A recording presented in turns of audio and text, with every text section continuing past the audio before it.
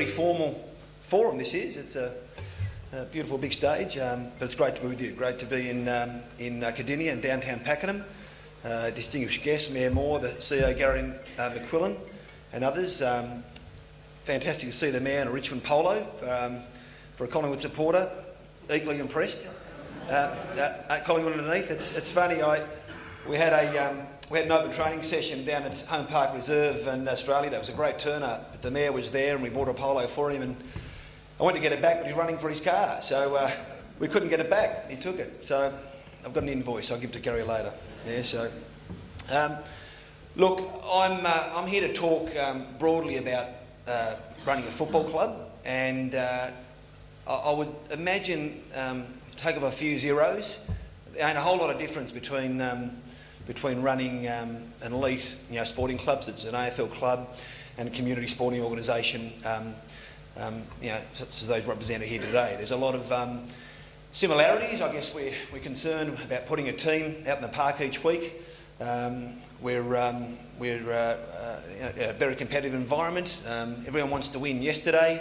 Everyone's scratching around for $1 to support the needs of the various sports. We're competing with other sports, with other forms of entertainment and leisure for a share of wallet.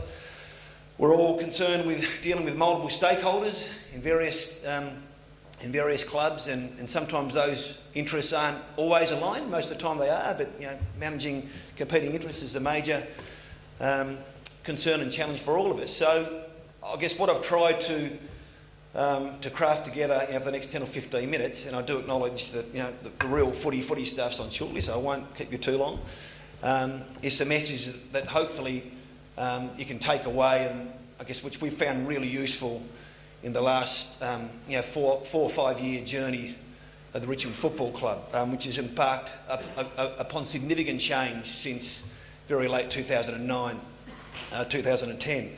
Change which saw pretty much the arrival of a new CEO, pretty much a new executive team, the exception of maybe one or two, a huge turnover in staff, clearly a new coach, a new coaching staff, a new game plan, even the physical environment of the Richmond Football Club, Punt Road, the ME Bank Centre, that's undergone significant change, which is a really powerful metaphor for the journey we've been on. So I'm just going to take you through some of the key insights and key learnings of the journey, and I very much stress journey because it's just ongoing. There's so much work to be done. So the first thing, very simple. You take notes if you want. It's sharing. If there's one fundamental, distinctive characteristic, I guess it's defined our journey so far. It's the extent to which we're on a shared journey, and that started, and that theme will be recurrent the next few minutes. That started with I guess the first few weeks and months of this journey when, and I guess I'm talking to a lot of people here who might be experiencing difficulty with your organisations or challenges, who might be entertaining some change in your own right. But I think the first thing was that the club hadn't been operating well. It's probably fair to say. I'm going out on a limb, and I think it was really important for us to really understand as a collective group, as we're bringing in new management leadership, the reasons for that underperformance. So the club had clearly hadn't performed well one field. The club had finished towards the bottom of the ladder in 2009. It didn't renew the contract of Terry Wallace. There was an ageing list that probably hadn't performed well, etc., etc. Performance on field was poor, and that's what most people would see and identify with. Probably just as concerning was that the performance off field was just as poor, and really we'd failed to meet sort of the most minimum sort of benchmarks applicable across the competition. The club wasn't working well as an organisation and generating enough revenue to support the needs of the footy club. So it was important to get a really important shared understanding of why that was. So a shared understanding of why that was. And once we developed that shared as a leadership group, it was really important to take responsibility for the situation we found ourselves. Because you find a lot of sporting clubs, and AFL was no different, regimes come and go, people come and go, paid administrators, volunteers, they come and go, and if things haven't worked out that well, people tend to look back, maybe blame, or make excuses, or say, that was so-and-so's fault. But it was really important for us to actually take responsibility for the situation we found ourselves in, because we felt it wasn't until we took full responsibility that we would be empowered to actually move forward. So that was the first, big change. It was about sharing insights about what had happened, the shortcomings, the failings, and importantly, the opportunities and areas for improvement, and strengths, because there were some really strong attributes as well. The second thing, which I feel really strongly about, and I think this is something we share across the whole organisation, like-minded people in this regard, is the importance of planning. No matter what size of the organisation, no matter what environment you're in. And as I said here, failure to plan is planning to fail. Now, planning is, in the context of AFL footy, is very, very, very important, because you need to plan and develop a shared understanding of what the future looks like. What success looks like when we get there. How we're going to make this a better place. What's our vision for the future? You need to be able to have a shared understanding of what that is and believe in it and sell it. You need to have a shared understanding of the goals and objectives, the various business opportunities, and then the goals and objectives, the signposts, the means by which you're going to get there, the things you have to tick to know you're on the right track. You've got to have a shared understanding of those. They need to be developed in a shared sense.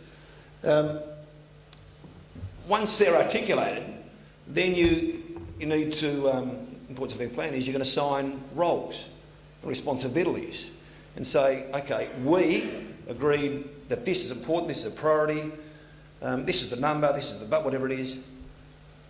It's been done, great, it hasn't, why not? So goals motivate people, but also build an accountability. And accountability is really, really important in high-performance organisations. To me, a high-performance organisation is an organisation that consistently meets and exceeds goals. So implicit in that is you know what the goals are. You know what the goals are. And I find so many organisations, so many different organisations, people don't have a real clear sense of where we're going and the means by which we're going to get there. So accountability. And the other important reason to have a plan is when things don't go well, when things are being challenged, when you question things, as we all do, we all have self-doubts from now and then, are we on the right track? Plans, bring you back to face. So now, hang on a minute, we relied on our insights. They were good and valid at the time. They were put into a plan with goals and objectives. No, we're going to stick to our plan. So in a fiercely scrutinised public environment like an AFL football club, it helps you sort of shut out the noise.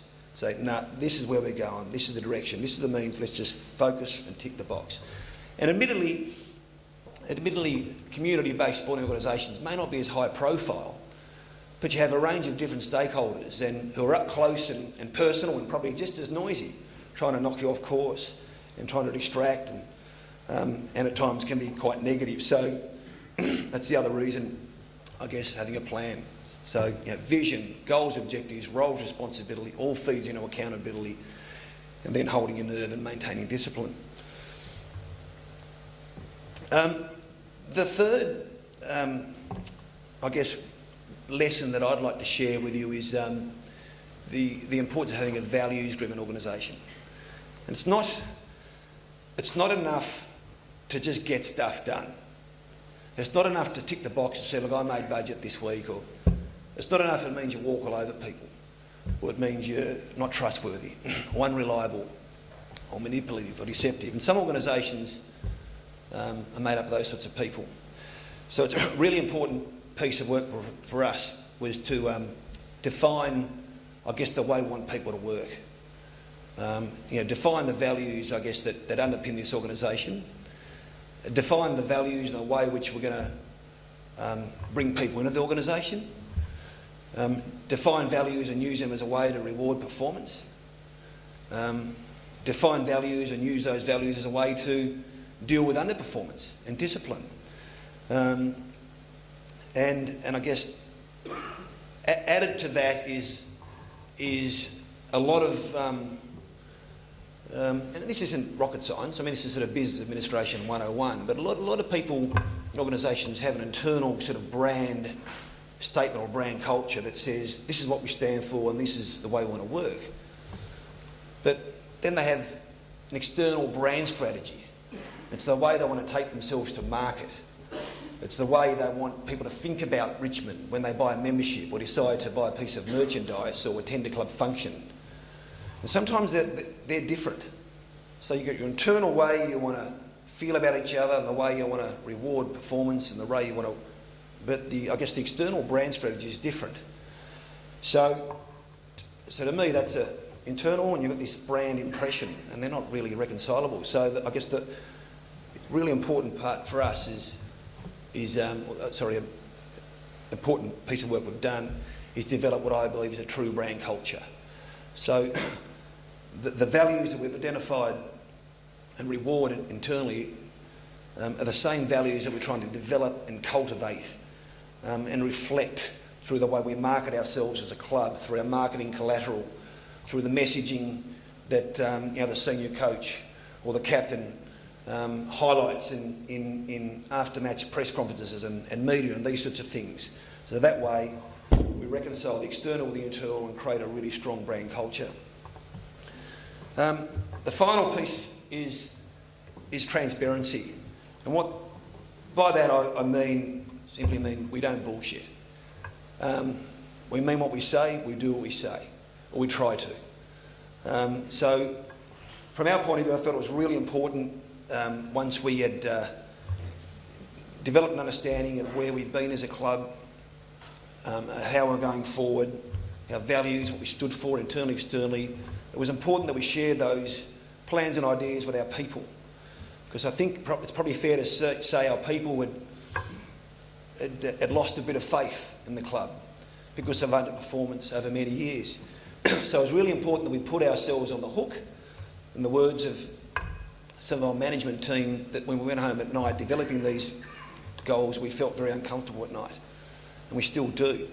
So, but if we're open and shared that and say, look, we've learned from the past, and this is what we're going to do about it in the future, and at times we're going to disappoint you, and at times as we march to the summit we're going to step back, and it might look as though we've lost our way, but that's just competitive sport. But we're not going to deviate. We're not going to deviate. We're going to hold our course, and we're going to build a business that support our football club at a sustainable basis rather than a hand-to-mouth basis. And I think that's really important because it does put you on the hook and it does make you a little uncomfortable, it does make you motivated.